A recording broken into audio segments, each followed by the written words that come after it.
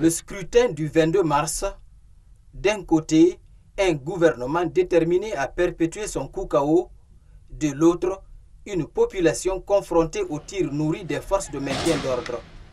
À la cimenterie, Issa Yeroba, une jeune mère de famille, a été tuée par un agent de la sécurité à la gâchette. Facile.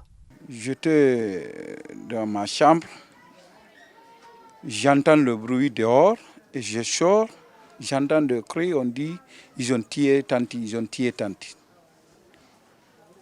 Je demande, on me dit c'est Moussa Yero qui a été fusillé. Je l'ai laissée dehors, elle était en train de préparer. Je demande comment, qu'est-ce qui s'est passé? On dit il y a un pick-up qui est venu, il y a eu des troubles. Tous les enfants sont, chacun a fui, ils ont eu peur, les enfants sont dispersés. Quand il est sorti, elle est sortie pour chercher les enfants, sa fille. Il a une fille de, vous avez vu des filles. Donc, ça tire n'importe comment. C'est dans ça, elle a reçu un balle. Elle est tombée. Je suis allé, je l'ai levée, j'ai trouvé, oui, effectivement, elle est morte. J'ai des occupations à Dalaba. C'est ma fille là qui m'a appelé au téléphone vers 13h et quelques pour me dire « Papa, viens, ils ont tiré sur ma mère et elle est morte. Viens, viens maintenant. » J'ai dit « Comment ça ?» Tout de suite, j'ai essayé de joindre les voisins. Tout le monde était paniqué. J'ai alors appelé un autre qui hésitait aussi de me parler. Pendant ce temps, j'entendais les gens pleurer. J'ai compris alors que ma femme est morte, chose qu'on m'a confirmée finalement.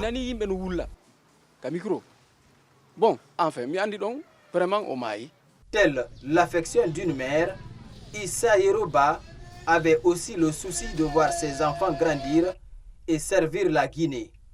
Des enfants pour qui elle va perdre la vie devant l'incompréhension des voisins et sa famille.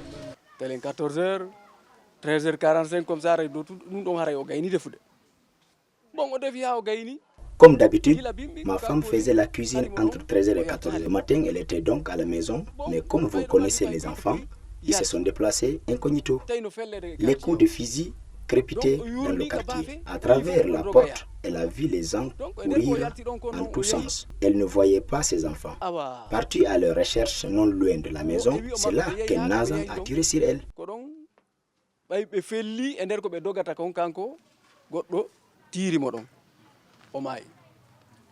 On a demandé l'autorité qui était en place de passer voir, on a informé le chef de quartier, il est témoin. Qu'est-ce qu'il faut, comment? Parce que c'est nous ici, nous on se demande comment. Des pick-up sont venus pour sillonner. C'est-à-dire nous on se demande comment le problème est arrivé chez nous ici. Parce qu'on ne connaît pas, il n'y a pas eu de bureau de vote dans notre quartier ici. Donc dans l'entourage ici, vraiment, nous on se demande comment le problème est arrivé ici. Moi je ne connais pas.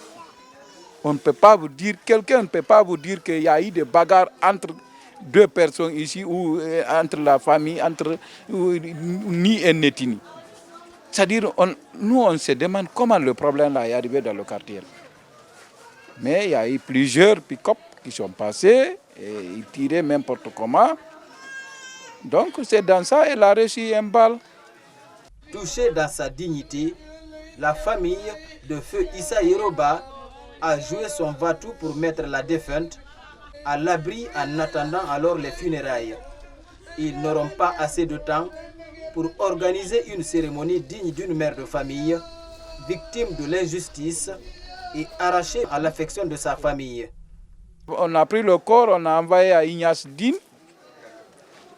On a informé, ils ont pris notre numéro et adresse, tout. Hier matin, on nous a appelé, on dit bon, d'aller retirer notre cadavre, qu'ils n'ont pas la place pour garder. Donc,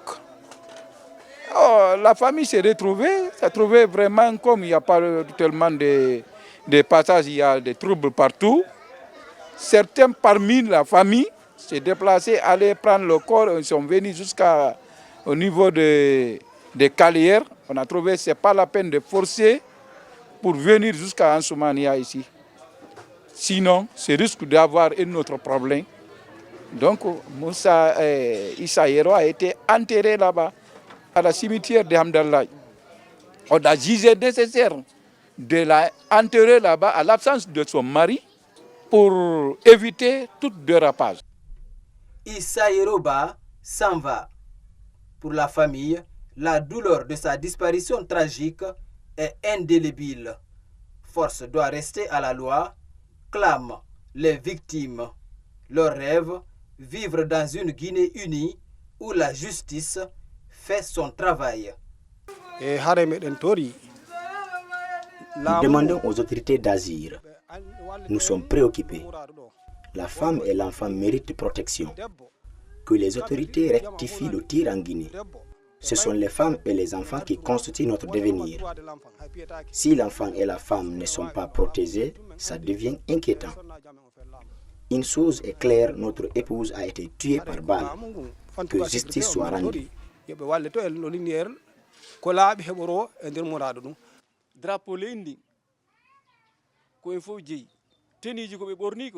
Le drapeau national est pour nous tous. La tenue des militaires, c'est le fruit du contribuable. Cela doit servir à protéger les citoyens. Un homme en armes n'est pas opposable à un civil armé de gourdins. Que la justice soit libre et indépendante. Pas à cause de moi, mais pour tous les Guinéens. Le pays se choque, mais mon souhait est que plus jamais ça, parce que la femme est sacrée. Parce que la femme est sacrée. L'Afrique a besoin d'institutions fortes et non des hommes forts, disait l'ancien président américain Barack Obama, alors préoccupé par les nombreuses violations des droits de l'homme sur le continent où la vie humaine est banalisée.